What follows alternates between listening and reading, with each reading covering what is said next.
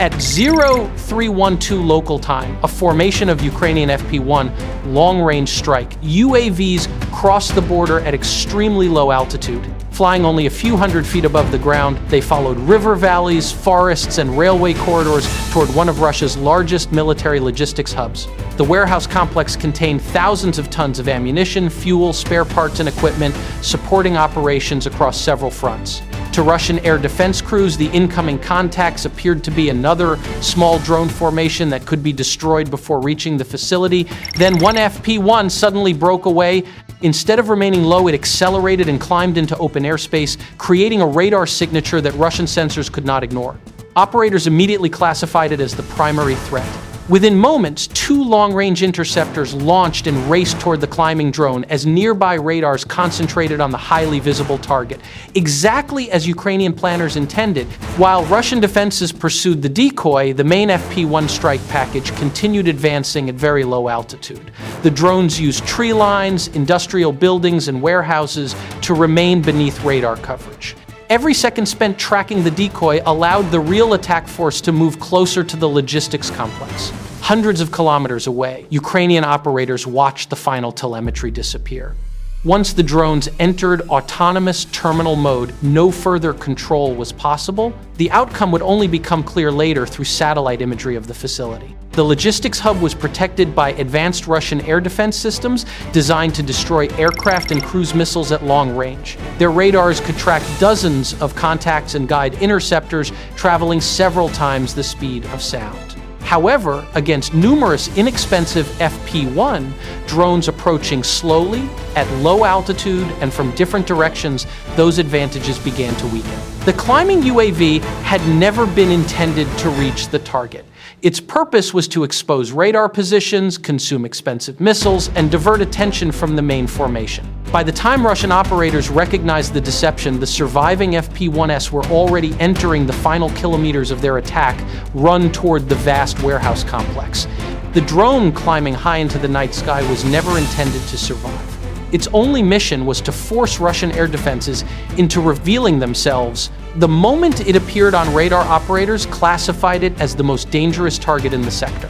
Bright missile launches followed within seconds as interceptor after interceptor raced upward, each costing far more than the aircraft it pursued. That was exactly the trap. While every radar beam and fire control computer focused on the obvious threat, dozens of FP-1 long-range strike UAVs continued flying just above the treetops. Their wooden and composite airframes reflected only weak radar signals, allowing them to blend with surrounding terrain and industrial clutter. Slow, quiet, and almost invisible, they advanced steadily toward Russia's largest military logistics warehouse, carrying enough explosives to cripple one of the country's most important supply hubs. Inside nearby air defense positions, Pantsir crews reacted exactly as they had been trained. Every engagement procedure was followed flawlessly. Long-range interceptors targeted the high-flying decoy, while the Pantsir batteries prepared to destroy anything that appeared above the radar horizon. From elevated radar towers surrounding the logistics complex, operators searched desperately for additional contacts, using the extra height to detect low-flying aircraft before they disappeared behind forests, warehouses, and rolling terrain. The system had been designed to defeat fast aircraft, helicopters, and cruise missiles. Against a coordinated swarm of inexpensive FP-1 drones approaching from multiple directions at extremely low altitude, every second became a race against time. One by one, the decoys absorbed the defenders' attention. Missile launchers emptied valuable interceptors into targets that carried no warheads, while the real strike package remained almost completely unnoticed. Every missile fired at a decoy created another opening through which the FP-1 formation could advance several more kilometers toward the logistics hub. Then the final phase began. The leading decoy vanished in a burst of fire, but its sacrifice had already succeeded. Behind it, the main wave surged through the gap in Russia's air defense coverage.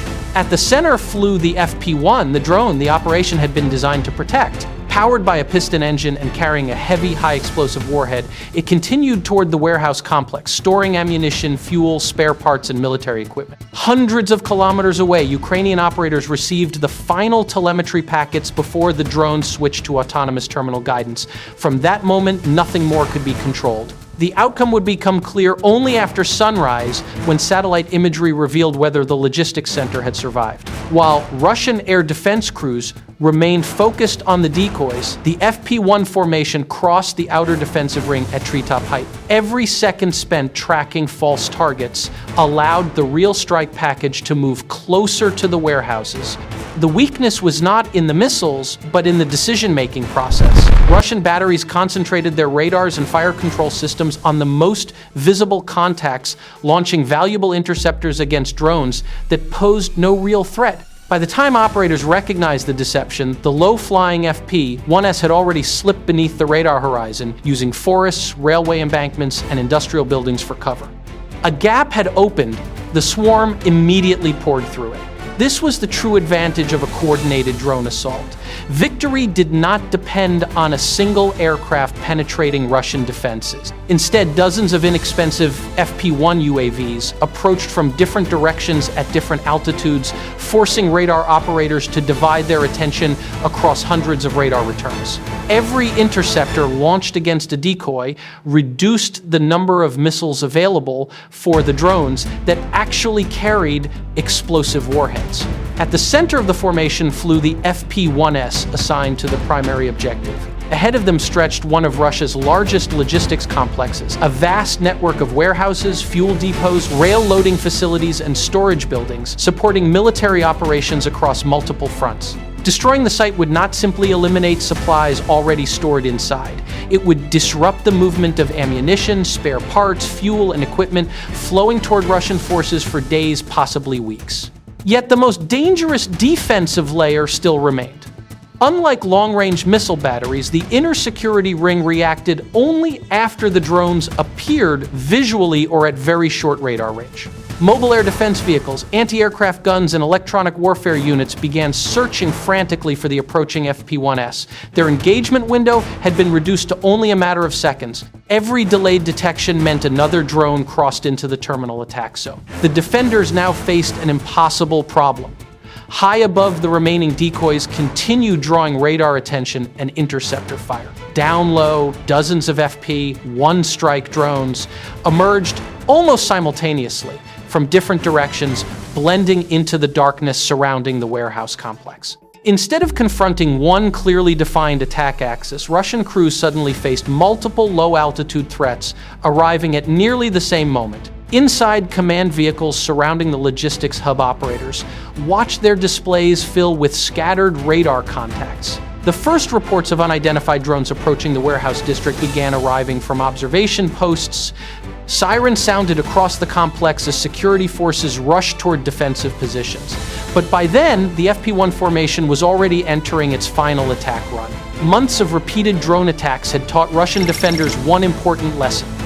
Not every radar contact deserved the same response. Some aircraft were nothing more than decoys designed to attract expensive missiles, while others pressed relentlessly toward their objective regardless of interception attempts. Experience had made the defenders more cautious, and that caution now became the greatest obstacle facing the incoming FP-1 strike force. As the swarm closed on Russia's largest military logistics hub, the defensive network shifted tactics. Instead of relying entirely on long-range surface-to-air missiles, mobile short-range air defense systems and electronic warfare vehicles moved closer to the warehouse complex. Radar operators ignored several high-flying contacts that only moments earlier would have triggered immediate launches. Their attention turned toward the weak, low-altitude returns, creeping steadily toward the logistics center. The engagement zone rapidly contracted. Searchlights swept across railway yards and warehouse roofs, while anti-aircraft guns prepared for visual engagements. Electronic warfare stations flooded the surrounding airspace with powerful interference, attempting to disrupt satellite navigation and communication links, guiding the FP-1 drones. The objective was no longer to destroy every aircraft far from the target. It was to stop as many as possible during the final kilometers before impact. Inside the Ukrainian formation, the drones continued advancing. Each FP-1 had already received its attack coordinates before launch and could continue flying even as electronic interference intensified. Their routes had been carefully planned to exploit gaps between radar coverage, following rivers, tree lines, and industrial corridors that masked them until the very last moments. Even as several drones disappeared from formation, the remainder continued toward the warehouse complex without hesitation. The air battle quickly descended into chaos. Tracer rounds streaked across the darkness, while interceptor missiles climbed toward selected targets. Some FP-1s were destroyed before reaching the logistics hub, erupting into brief fireballs above the surrounding forests. Others slipped through the defensive fire, appearing suddenly over rail terminals, storage yards, and fuel depots only seconds before impact. For Russian defenders, every successful interception came at a price. Each missile launched, every burst of cannon fire, and every radar track consumed valuable time, while dozens of other FP-1 drones continued approaching from different directions. The logistics complex covered such a vast area that no single battery could protect every warehouse simultaneously. As defenders concentrated on one attack axis, new drone contacts appeared elsewhere along the perimeter. The battle above the logistics hub became a contest of endurance. Russian crews gradually destroyed more incoming drones, but the swarm continued pressing forward. Every FP-1 that was intercepted reduced the attack strength, yet every FP-1 that survived brought another explosive warhead closer to warehouses storing ammunition, fuel, military equipment, and critical supplies. The question was no longer whether Russian air defenses could shoot down drones. It was no longer a question of whether Russian air defenses could shoot down incoming drones. The real question was whether they could destroy enough of them before the first FP-1 penetrated the final defensive ring and reached the heart of Russia's largest military logistics center. Every interceptor launch, every radar track, and every passing second now carried enormous consequences. If even a handful of strike drones survived the approach, the entire warehouse complex could be thrown into chaos. The closer the FP-1 formation came to Russia's largest military logistics hub, the more intense the resistance became. Russian air defense batteries were no longer firing cautiously. Every available system joined the battle. Long-range missile batteries handed targets to shorter-range defenses, while mobile Pantsir vehicles repositioned constantly to cover likely approach routes. Radar operators worked continuously, attempting to separate genuine strike drones from decoys as new contacts flooded their displays from multiple directions. One by one, Russian interceptors found their targets. Bright flashes erupted across the night sky as missiles slammed into drones flying along the outer edge of the swarm. Burning wreckage spiraled toward the forests below, while fragments scattered across fields surrounding the logistics complex. With every successful interception, the protective screen shielding the main strike package became thinner. The FP-1s carrying the primary warheads were gradually left more exposed, and every kilometer they advanced now demanded a greater sacrifice than the one before. Yet the surviving drones never abandoned their mission. Whenever one FP-1 disappeared in an explosion, another continued along exactly the same attack corridor without slowing. The operation had never relied on every aircraft reaching the objective. Ukrainian planners understood that losses were inevitable. The mission required only enough FP-1s to arrive over the logistics hub, simultaneously overwhelming the defenders through numbers rather than individual survivability. As more drones were destroyed, those that remained simply continued flying their programmed routes toward the warehouse complex with relentless precision. To the Russian defenders, the battle appeared to be turning in their favor. Every interception reduced the size of the incoming swarm and increased pressure on the remaining drones. Mobile air defense vehicles shifted positions around the logistics center to reinforce vulnerable sectors, while radar crews constantly recalculated firing solutions as fresh contacts emerged from the darkness. Officers inside command vehicles believed they did not need to eliminate every incoming UAV. They only needed to shoot down enough FP-1s before the survivors crossed into the final engagement zone surrounding the warehouses, rail terminals, and fuel storage facilities. Meanwhile, hundreds of kilometers away, the Ukrainian operators faced a very different battle. Most of the drones had already traveled so deep into Russian airspace that direct control was becoming increasingly difficult. Many FP-1s were now flying almost entirely under autonomous navigation, requiring only occasional updates rather than continuous manual guidance. Russian electronic warfare systems saturated the surrounding airspace with powerful interference, disrupting communications and creating frequent interruptions in telemetry. Video feeds froze without warning, command signals became unreliable, and data links repeatedly dropped for several seconds before reconnecting. Every interruption forced the operators to place greater trust in the FP-1's onboard guidance systems. Each drone had been programmed before launch with multiple navigation checkpoints, alternative routes, and terminal attack coordinates. Even when communication links disappeared completely, the aircraft continued comparing real-time flight data with its stored mission profile, making automatic corrections without waiting for human input. The operators could do little more than watch fragmented telemetry and hope every surviving drone continued following its assigned path toward the logistics hub. Then the situation became even more dangerous. Reports began arriving that Russian air defense units closer to the target had entered the battle in full force. Fresh radar systems illuminated the skies around the logistics complex, additional interceptor batteries joined the engagement, and electronic warfare stations intensified their jamming efforts. The final defensive ring protecting Russia's largest military logistics center was now fully activated, setting the stage for the decisive moments of the entire operation. Several relay drones responsible for maintaining communications across the formation disappeared from the network after coming under Russian fire. For brief moments, telemetry from parts of the swarm vanished completely before alternative communication paths automatically restored the connection. The drones effectively passed information between one another, allowing control signals to bypass damaged sections of the formation and continue flowing toward the aircraft, still approaching the target. Even so, the leading FP-1s had already advanced beyond direct operator control. Having entered the terminal phase of the mission, they no longer required continuous guidance. Their onboard navigation systems compared stored flight paths with real-time sensor data, correcting course automatically while descending toward the warehouse district. From that moment forward, no human operator could meaningfully alter the outcome. Everything now depended on time.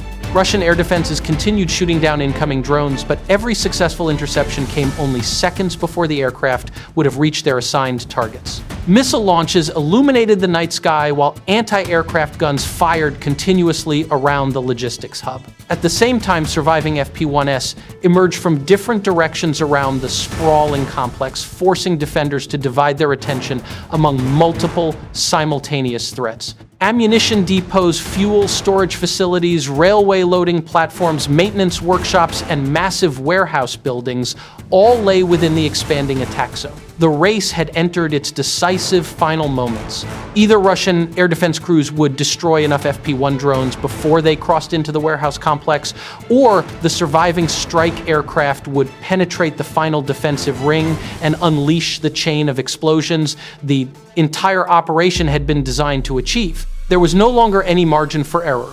Every second that passed increased the chances that another FP-1 would slip through the shrinking defensive envelope.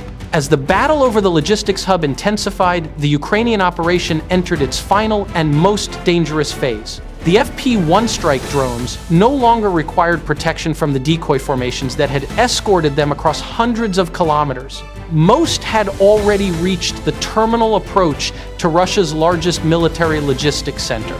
Their routes were permanently locked, their targets had already been confirmed before launch, and their onboard guidance systems were carrying them through the final kilometers without further operator input.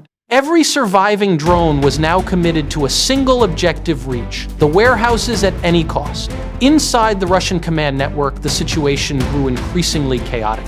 Radar operators struggled to track dozens of low-altitude contacts appearing almost simultaneously around the logistics center. Air defense batteries exchanged target information over overloaded communication channels, while electronic warfare units saturated the surrounding airspace with powerful interference. Every defensive system was operating at maximum capacity, yet the number of incoming drones continued increasing as additional FP-1s emerged from forests, railway corridors, and industrial districts surrounding the target. The defenders faced an almost impossible calculation: Should they concentrate their remaining interceptor missiles against the closest drones threatening the central warehouses, or spread their fire across the entire formation in an attempt to reduce the overall number of attackers? Every decision immediately exposed another sector. Whenever one battery engaged, targets approaching from the west, new radar contacts appeared over the railway yards to the east. Moments later, additional drones emerged from the south and northeast, forcing command centers to issue constant changes to firing priorities, while crews raced to reposition launchers and tracking radars. The logistics complex itself became the center of the entire battle. Stretching across an enormous industrial district, the facility contained ammunition warehouses, vast fuel storage tanks, maintenance depots, railway terminals, repair workshops, and distribution centers responsible for supplying Russian forces across multiple fronts. Freight trains loaded with military equipment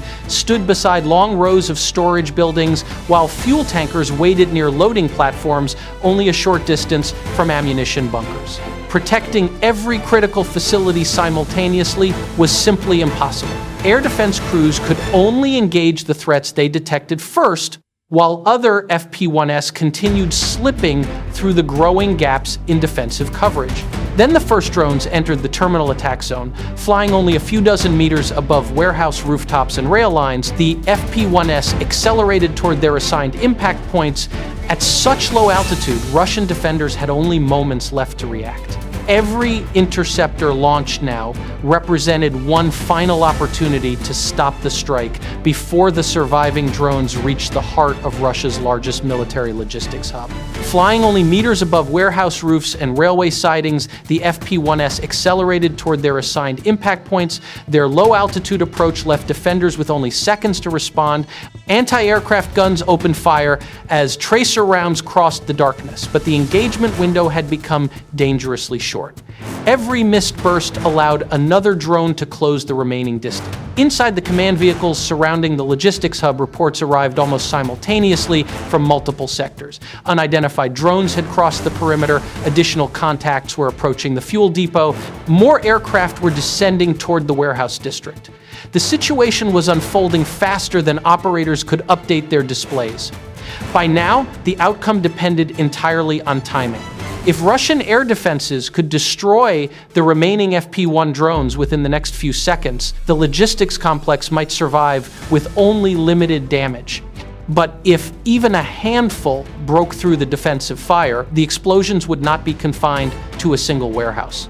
Ammunition, fuel, and military supplies stored across the enormous logistics hub could ignite in rapid succession, transforming one of Russia's largest supply centers into a chain of fires visible for kilometers. The surviving FP-1 drones had finally broken through the last defensive ring. Behind them, Russian air defense batteries were still firing at scattered radar contacts, unaware that several strike drones had already slipped beyond the engagement zone. The swarm had done exactly what it was designed to do: overwhelm the defenders long enough for a handful of FP-1s to continue toward the primary objective.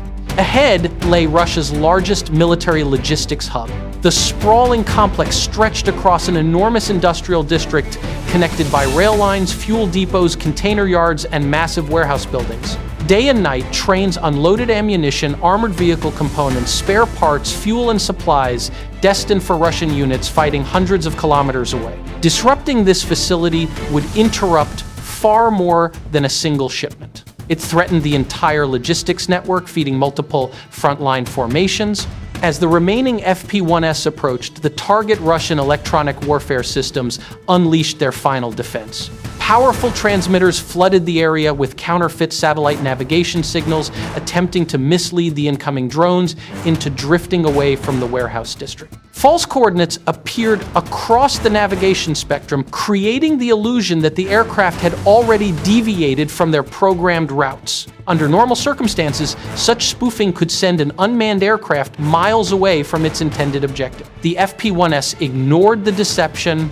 Rather than relying solely on satellite navigation, their onboard guidance systems compared the terrain below with preloaded digital maps stored before launch. Railway junctions, highways, warehouse roofs, fuel tanks, rivers, and industrial landmarks passed beneath their cameras exactly as expected. Whenever the false satellite signals conflicted with the visual reference data, the navigation computers simply rejected the corrupted information and continued flying the original route. The closer they came, the clearer the objective became. Rows of enormous warehouses emerged from the darkness, surrounded by freight trains waiting on loading tracks and long lines of military transport vehicles. Nearby stood vast fuel storage facilities, maintenance workshops, and distribution centers that formed the heart of one of Russia's largest logistics operations. Every building below represented thousands of tons of military supplies awaiting delivery to combat units.